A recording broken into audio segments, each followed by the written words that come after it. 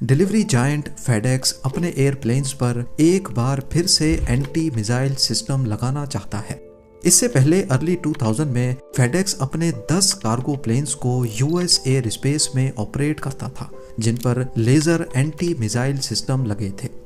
लेकिन ये laser system पहले लगाए गए और फिर क्यों हटा दिए गए, और एक ट्रांसपोर्ट कंपनी को अपने कार्गो प्लेन्स पर मिलिट्री ग्रेड इक्विपमेंट लगाने की जरूरत ही क्यों है। जेम टीवी की वीडियोस में एक बार फिर से खुशामदीद। नाजरीन, 2003 में एक ऐसा वाकया हुआ जिसने इंटरनेशनल मीडिया की अटेंशन घेर ली। DHL कार्गो के एक प्लेन ने इराक के कैपिटल बगदाद से अभी टेक ऑफ ही किया था कि जमीन से एक मिसाइल आया और प्लेन के लेफ्ट विंग पर आ लगा। इस मिसाइल ने प्लेन के विंग को डैमेज तो किया, लेकिन खुशकिस्मती थी कि वो बॉडी से अलग नहीं हुआ और पायलट ने फौरन प्लेन को वापस लैंड करवाकर अपने साथ 2 क्रू मेंबर्स की भी जान बचा ली। इस किस्म के हमले में जो हथियार इस्तेमाल किया जाता है उसको अमूमन मैन पैड्स कहते हैं। ये पोर्टेबल वेपन ना ही इतना महंगा होता है और ना ही इसको ऑपरेट करने के लिए ज्यादा ट्रेनिंग की जरूरत होती है। सिर्फ 1.5 मीटर तक लंबा और 17 kg वजनी ये वेपन आसानी से कोई भी अपने कंधे पर उठा सकता है। ये 10 किलोमीटर दूर उड़ने वाले जहाज को आसानी से अपना टारगेट बना सकता है और 6 किलोमीटर तक ये प्लेन को फॉलो भी कर सकता है। यही वजह है कि मैन पैड्स टेररिस्ट ग्रुप्स का फेवरेट एंटी एयरक्राफ्ट मिसाइल है। मैन पैड्स की ब्लैक मार्केट में खरीदो फरोख्त इतनी कॉमन हो गई कि एक वक्त आया जब ये सीरियस मसला बन चुका था। 1975 से लेकर अब तक 60 से भी ज्यादा सिविलियन एयरक्राफ्ट्स को इस वेपन के जरिए टारगेट किया जा चुका है, जिसमें 1000 से भी ज्यादा जानें जा चुकी हैं। जब टेररिस्ट किसी जहाज को टारगेट करते हैं तो कीमती जानें जाया होने के साथ साथ और भी कई नुकसान इससे जुड़े होते हैं, जिसमें इकोनॉमी का डाउनफॉल सबसे बड़ा फैक्टर है। एक सर्वे के मुताबिक जब कोई सिविलियन एयरक्राफ्ट अटैक की जद में आता है तो इसमें होने वाला डायरेक्ट नुकसान 1000 करोड़ US डॉलर्स तक होता है, लेकिन कंट्री की इकोनॉमी पर होने वाला इनडायरेक्ट नुकसान हमारी सोच से भी ज्यादा होता है, क्योंकि जब भी कोई ऐसा हादसा होता है तो 70% तक लोग खौफ के मारे अगले कई महीनों तक ट्रेवल ही नहीं करते। इसकी जीती जागती एग्जाम्पल हमें 9/11 के अटैक्स के बाद देखने को मिली थी। इस बढ़ते हुए खतरे के जवाब में 2003 के अंदर US कांग्रेस ने कदम उठाया और कमर्शियल एयरप्लेन्स को मैन पैड से बचाने के लिए कोशिश शुरू कर दी। इस प्रोग्राम को काउंटर मैन पैड्स का नाम दिया गया, जिसमें मिलिट्री टेक्नोलॉजी को इस्तेमाल करके एंटी मिसाइल सिस्टम बनाने का फैसला किया गया। पर क्योंकि ये एंटी मिसाइल सिस्टम किसी मिलिट्री प्लेन पर नहीं बल्कि कमर्शियल प्लेन्स पर लगने थे, इसी वजह से इनमें कुछ चेंजेस करने की जरूरत थी। US होमलैंड सिक्योरिटी ने ये काम 2 अलग अलग कंपनीज के जिम्मे लगाया। एक थी BAE सिस्टम्स और दूसरी कंपनी थी नॉर्थरॉप ग्रामन। BAE सिस्टम ने जेट आई नामी सिस्टम डेवलप किया, जबकि नॉर्थरॉप ग्रामन के बनाए गए सिस्टम को गार्डियन का नाम दिया गया। ये सिस्टम प्लेन के फ्यूजलाज के नीचे इंस्टॉल किए गए, जो आने वाले मिसाइल को डिटेक्ट करके उसको ख़त्म तो नहीं कर सकते थे, लेकिन लेज़र बीम फेंक कर मिसाइल को कंफ्यूज करके उसकी डायरेक्शन चेंज कर सकते थे। आपको यहाँ बताते चलें कि मैन पैड मिसाइल में कुछ सेंसर्स लगे होते हैं जो जेट इंजन से निकलने वाले एग्जॉस्ट की गर्माइश को डिटेक्ट करके उसको फॉलो करते हैं। इन मिसाइल की स्पीड किसी कमर्शियल प्लेन की स्पीड से 2.5 टाइम्स ज़्यादा होती है। इसी वजह से ये बड़ी आसानी से प्लेन तक पहुंचकर उनको हिट कर सकते हैं। एंटी मिसाइल सिस्टम से निकलने वाली लेज़र बीम मिसाइल के सेंसर को कंफ्यूज करके उसको टारगेट से दूर लेकर जाती है। BAE ने अपना सिस्टम अमेरिकन एयरलाइंस के 3 बोइंग 767 पैसेंजर प्लेन्स पे लगाया, जबकि नॉर्थरॉप ग्रामन ने अपना गार्डियन पॉड फेडेक्स के 10 कार्गो प्लेन्स में इंस्टॉल किया।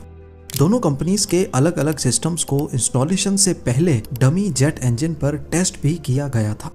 इस काम के लिए काफी ऊंचाई पर पहाड़ों के बीच वायर्स लगाई गईं, जिन पर डमी प्लेन्स को अटैच किया गया। इस प्लेन पर एंटी मिसाइल सिस्टम और जेट इंजन भी लगाया गया, जो कमर्शियल एयरलाइन जितनी हीट निकालता था। एक नहीं, दो नहीं, बल्कि कई मर्तबा टेस्ट मिसाइल फायर करने के बाद ये देखा गया कि दोनों कंपनीज की तरफ से बनाया जाने वाला एंटी मिसाइल सिस्टम कामयाबी से मिसाइल को अपने से दूर कर रहा है। लेकिन उसके बावजूद भी 2008 में जिन जिन प्लेन्स पर ये सिस्टम्स इंस्टॉल किए गए थे उनको वापस निकाल दिया गया, और उसकी सबसे बड़ी वजह थी इन पर होने वाला खर्चा और एक्सपोर्ट कॉम्प्लिकेशन। इस एक एंटी मिसाइल सिस्टम की कीमत 10 लाख यूएस डॉलर्स थी। पैसेंजर एयरलाइंस जो कंपटीशन की वजह से वैसे ही बड़ी मुश्किल से प्रॉफिट जनरेट कर पाती थी, उनके लिए ये एक्स्ट्रा कॉस्ट सर का दर्द बन चुकी थी। इसके अलावा इस सिस्टम की रेगुलर मेंटेनेंस एयरलाइन ऑपरेशन को डिस्टर्ब कर रही थी। कई मर्तबा तो अमेरिकन एयरलाइंस के उन तीनों जहाज़ों को बगैर एंटी मिसाइल सिस्टम एक्टिवेट किए ही जाने दिया जाता था। और तीसरी सबसे बड़ी मुश्किल थी टेक्नोलॉजी एक्सपोर्ट।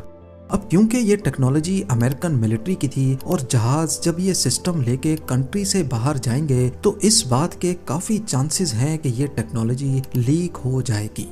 इसी वजह से एयरलाइंस को पाबंद किया गया कि वो अगर एंटी मिसाइल सिस्टम लगवाएंगे तो उनको एक्सपोर्ट लाइसेंस का खर्चा भी बर्दाश्त करना होगा। ये सॉल्यूशन किसी भी तरह से लॉजिकल नहीं था, क्योंकि ये प्रैक्टिस अमेरिकन एयरलाइंस के लिए तो लाजमी की जा सकती थी, लेकिन दूसरी कंट्रीज की एयरलाइंस ये सिस्टम ना लगवाकर अपनी कॉस्ट बचा सकेंगी और कंपटीशन में पैसेंजर्स को सस्ते टिकट भी दे पाएंगी। तो इन शॉर्ट ये सिस्टम अमेरिकन एयरलाइन बिजनेस के लिए सुसाइड से कम नहीं था। कमर्शियल एयरप्लेन्स पर एंटी मिसाइल सिस्टम अनइंस्टॉल करवाने के करीब 10 सालों के बाद 2019 में फेडेक्स ने एक बार फिर से लेजर मिसाइल डिफेंस सिस्टम के लिए अप्लाई किया। इस नए सिस्टम में और पहले लगने वाले सिस्टम में फर्क सिर्फ इतना है कि ये टेक्नोलॉजी फेडेक्स खुद इंट्रोड्यूस करवा रहा है और इस पर सारा खर्चा भी फेडेक्स खुद ही करेगा। पर सवाल ये है कि फेडेक्स जैसी कार्गो कंपनी के लिए एंटी मिसाइल सिस्टम इतना ज़रूरी क्यों है? असल में इनके बिजनेस नेचर के हिसाब से इनको ऐसी लोकेशंस पे भी जाना होता है जहां टेररिस्ट एक्टिविटीज़ बहुत ज़्यादा हैं। इसके बरक्स पैसेंजर एयरक्राफ्ट्स ज़्यादातर ऐसी डेस्टिनेशंस पर जाते ही नहीं हैं जहां हालात कशीदा होते हैं। कार्गो प्लेन्स अक्सर कीमती और सेंसिटिव चीज़ें भी ट्रांसपोर्ट करते हैं, जिसमें इलेक्ट्रॉनिक्स, फार्मास्यूटिकल्स और कभी कभार मिलिट्री इक्विपमेंट भी होता है।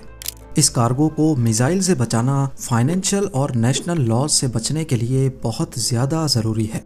इसके अलावा फेडेक्स या डीएचएल के कार्गो प्लेन्स में जो भी सामान जाता है, बेशक उसकी इंश्योरेंस तो पहले से हो रखी होती है, लेकिन कुछ सामान ऐसे भी होते हैं जो इंश्योरेंस की रकम से ज़्यादा इम्पोर्टेंट होते हैं।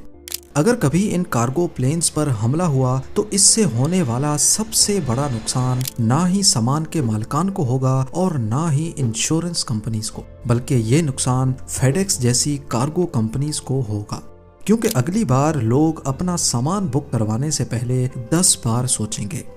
और सबसे आखिर में हमें ये बात भी जान लेना बहुत ज़रूरी है कि Congo, Yemen, Somalia, Syria, Nigeria और इराक जैसी कंट्रीज़ में बेशक ही पैसेंजर प्लेन्स बहुत कम जाते हों, लेकिन फेडेक्स जैसी कार्गो कंपनीज को हर सूरत में कार्गो डिलीवर करने के लिए यहाँ ऑपरेट करना पड़ता है।